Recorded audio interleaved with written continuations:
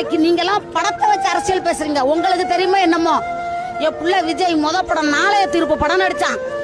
நாளைய தீர்ப்பு படம் நடிச்சு அந்த படம் நடிச்ச பணத்தை 3 கிலோ அரிசி போட்டா போட்டு எங்களுக்கு கொடுத்தா நாங்க வாங்கியிருக்கேன். நான் வாங்கியிருக்கேன் 30 வருஷத்துக்கு முன்ன நான் வாங்கியிருக்கேன். பிள்ளை நாளைய தீர்ப்பு படம் நடிச்சு என் மவ 23 வருஷம் ஆகுது. நாளைய தீர்ப்பு படம் நடிச்சு அப்பயே அரசியல் அரிசி போட்டு கொடுத்தா பிள்ளை நாங்க வாங்கணும். என் தலைவர் என் தலைவியும் போட்ட பிச்சை இன்னைக்கு நீ வாழ்ற.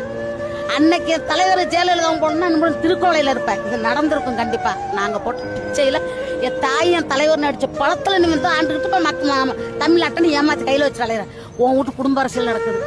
ஏன் எம்ஜிஆர் வந்தாரு குடும்ப அரசியல் பண்ணாரு, அம்மா வந்தாங்களா பண்ணாங்களா? அதே மாதிரி என் பிள்ளைய வரான் பண்ண மாட்டான். நேர்மையான அரசியல் பண்ணுவான். நேர்மையான அரசியல் பண்ணி ஏவன் தலையெழுத்து மாறும்னு பாரு. அன்னைக்கு தெரியும்பா.